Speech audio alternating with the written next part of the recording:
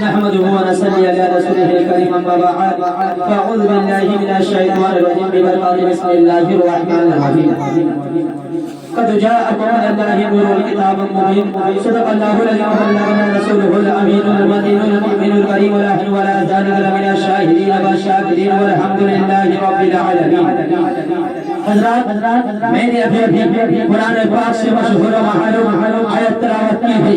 اللہ تبارک و تعالی قرآن مجید میں ارشاد فرماتا ہے قد جاءکم من اللہ نور کتاب مبین، یعنی اللہ کی طرف سے نور اور روشن کتاب کے بارے میں کہا گیا، روشن کتاب کے بارے میں کہا گیا اور نور کے بارے میں کہا گیا. لیکن آئیے حضرات میں آپ کو پہلے لے کے جا رہا ہوں نوری کتاب کی بارے میں. نوری کتاب کی بات کیا ہے؟ آج اس کتاب کی بارے میں لے کے جا رہا ہوں کہ رب نے تو اعلان فرمایا قد جاءکم من اللہ نور والکتاب المبین، یعنی اللہ کی طرف سے نور اور روشن کتاب. اب وہ روشن کتاب کون سا کتاب ہے میں آپ کو لے کے جا رہا ہوں حضرات. وہ روشن کتاب اگر کوئی مسلمانوں سے پوچھا جائے یا کسی مسلمانوں سے پوچھا جائے کہ بھائی بتا دو صحیح کہ آپ کے روشن کتاب جو ہے آپ مسلمانوں کے روشن کتاب وہ کون سا کتاب ہے، آپ بتائیں گے مشکوٰۃ شریف ہوں گے، ابو داؤد شریف ہوں گے، بخاری شریف ہوں گے، ترمذی شریف ہوں گے. لیکن نہیں اگر کسی غیر عالم سے پوچھا جائے یا کسی ملک سے پوچھا جائے بھائی بتا دو صحیح وہ نوری کتاب کون سا کتاب ہے، وہ روشن کتاب کون سی کتاب ہے، وہ کتاب کون سی کتاب ہے، تو وہ یہی جواب دے گا مجھے پتا نہیں، مجھے پتا نہیں. شاید وہ یہ بھی جواب دے سکتا ہے کہ بخاری ہوگا، مشکوٰۃ شریف ہوگا، ابو داؤد شریف ہوگا. لیکن ہم سنیوں کا عقیدہ، ہم علماءوں کے عقیدہ، ہم سنیوں کا عقیدہ یہ نہیں کہ مشکوٰۃ شریف ہے، مشکوٰۃ شریف ہے، بخاری شریف ہے. لیکن میں تو کہنا چاہتا ہوں بلکہ رب نے جو اعلان فرمایا وہ کتاب المبین، جو کتاب جو روشن کتاب ہے اس کتاب کا نام ہے قرآن مجید. تو آئیے حضرات میں اب اس نور کی بات میں لے کے جا رہا ہوں جس نور کو رب نے اعلان فرمایا قد جاءکم من اللہ نور. اللہ تبارک و تعالی نے وہ نور محمد، وہ نور نبی کس کو بنایا، کس کو بنایا؟ جس کے لیے یہ آسمان و زمین، یہ چاند و ستارے جتنے بھی آج ہے ہم دنیا میں آئے اسی کی وجہ سے آئے. آج ہم دنیا میں آئے نبی کی وسیلے سے آئے، محمد عربی کے وسیلے سے آئے. آج لوگ سوچتے ہیں کہ کیوں بھلا محمد تو مر کر مٹی میں مل گیا، محمد تو مر کر مٹی میں مل گیا لیکن اس کی وجہ سے ہم کیوں آئے؟ ایسا نہیں ہے، ایسا نہیں ہے. طرح طرح کی گمان کرتے ہیں نبی کے اوپر، کہتے ہیں آج کل کچھ ایسے بھی کہتے ہیں کہ نبی مر کر مٹی میں مل گیا. استغفر اللہ. میں تو کہنا چاہتا ہوں اے اللہ اے رسول، نبی مر کر مٹی میں ملا نہیں ہے. نبی کی بات تو دور میں رکھو، پہلے ان کے غلاموں کے حال دیکھو، ان کے غلاموں کے حال دیکھو. بغداد میں غوث اعظم ہے، جب وہ بغداد سے ہمارے بنگال کی خبر رکھتے ہیں ارے بنگال کے سرحد پر علاؤ الحق نبی سویا ہوا ہے، تب وہ ہمارے بنگال کی خبر رکھتے ہیں. سراج الدین آخری پاک پیرانا پیر میں سویا ہوا ہے، تب وہ بنگال کی خبر رکھتے ہیں. ارے ہندوستان کے سرحد پر عزائے رسول ہندن ولی خواجہ خواجہ حضور خواجہ معین الدین چشتی وہ اجمیر میں لیٹا ہوا ہے، تبھی ہمارے بنگال کا خبر رکھتا ہے. ساقی پاک میں سویا ہوا ہے، تبھی بنگال کا خبر رکھتا ہے. حضور امام احمد رضا خان فاضل بریلوی وہ بریلی کے زمین پر لیٹا ہوا ہے، تبھی وہ ہمارے خبر رکھتے ہیں. حضور جہانگیر محمود سننا کچھا کی زمین پر لیٹے ہوئے ہیں، تبھی وہ ہمارے خبر رکھتے ہیں. لیکن میں کہنا چاہتا ہوں ارے نچلیوں سن لو، نبی کو نبی کہنے والے سن لو.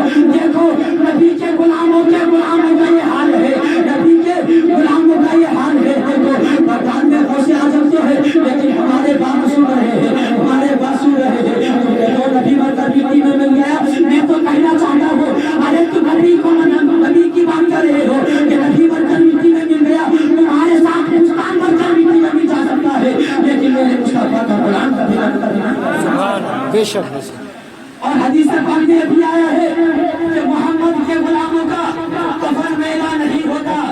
یہ بات ذہن میں رکھنا کہ جو عاشقان مصطفیٰ ہوتے ہیں، جو عاشقان مصطفیٰ ہوتے ہیں، اگر وہ مر جائے جب اس کو قبر میں رکھا جاتا ہے تو نہ اس کی قبر میں کوئی بھی کیڑے بیٹھتا ہے نہ کوئی مکھی بیٹھتا ہے، کچھ بھی نہیں بیٹھتا، اس کے جسموں کو کھاتا بھی نہیں۔ لیکن میں آپ کو بتا دوں، آج اگر ہم مسلمان مر جائے تو دیکھنا 1 سال یا 2 سال یا 3 مہینے کے بعد دیکھنا ہمارے جسموں کا ٹکڑا بھی نہیں ملے گا، ہمارے جسموں کا ٹکڑا بھی نہیں ملے گا۔ حضور اعلیٰ حضرت عظیم البرکت جو بریلی کے سرزمین پر سویا ہوا ہے، حضور مفتی اعظم ہند جب انتقال ہو گئے تو اعلیٰ حضرت کے قبر کے بغل میں ہی حضور مفتی اعظم ہند کا جب قبر مبارک کھود رہا تھا تو اعلیٰ حضرت کے قبر مبارک کی ایک اینٹ گر گیا تھا۔ وہ اینٹ گر گیا تو ایک غلام جو حضور مفتی اعظم ہند کی جو قبر کھود رہا تھا، اس نے کیا دیکھا؟ جیسا ہی دیکھا کہ قبر کے اندر اینٹ گر گیا ہے، اس غلام نے کیا کیا؟ اعلیٰ حضرت کے قبر مبارک میں ہاتھ ڈال دی۔ تو ایسا ہاتھ ڈالا تو اس نے کہا تھا، اللہ اللہ، دنیا کی میں نے سارے جگہ شیئر کر لیا، لیکن ایسی ہوا کہیں پہ نہیں ملی جیسی ہوا اعلیٰ حضرت کے قبر مبارک میں۔ لیکن حضرات میں آپ کو بتا دوں، یہ گستاخوں کی بات مت سننا، نہیں تو اپنا ایمان برباد ہو جائے گا، نہیں تو اپنا ایمان برباد ہو جائے گا۔ لیکن حضرات میں آپ کو بتا دوں کہ سرکار مدینہ صلی اللہ علیہ وسلم جب مکہ میں پیدا ہوئے تھے، جب آقا علیہ السلام مکہ میں پیدا ہوئے تو حضرت آمنہ کے گھر میں پیدا ہوئے۔ ادھر حضرت آمنہ کے گھر میں پیدا ہوئے۔ اس زمانے میں مکے کی ایسی حالات تھا کہ اگر مکے میں اگر کوئی بچہ پیدا ہوتا تھا تو اسے دوسرے ملک میں بھیجا دیا جاتا تھا کہ دوسرے ملک میں اس کی پرورش کی جائے گی۔ مکے کی ہوا اس وقت بہت خراب تھا، لیکن کیا ہوا؟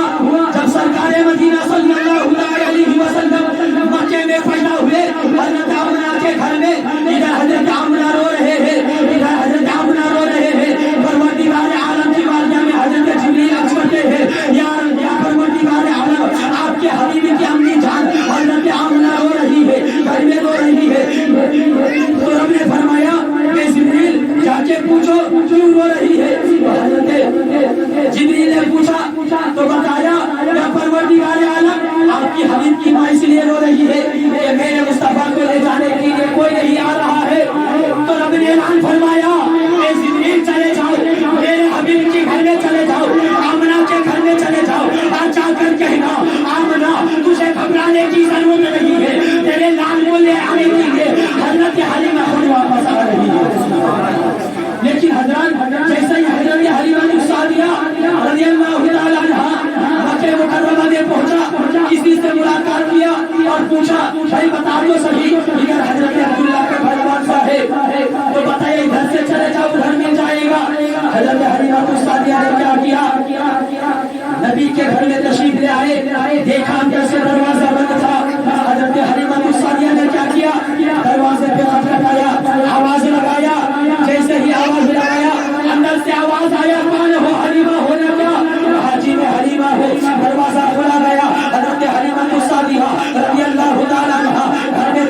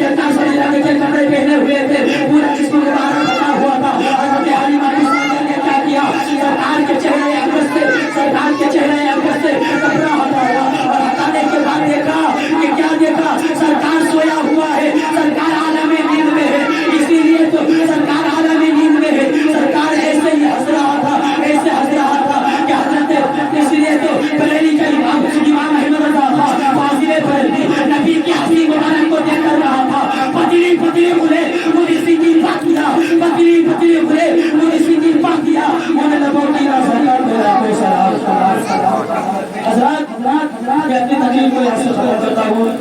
وما علینا الا البلاغ. السلام علیکم ورحمۃ اللہ وبرکاتہ.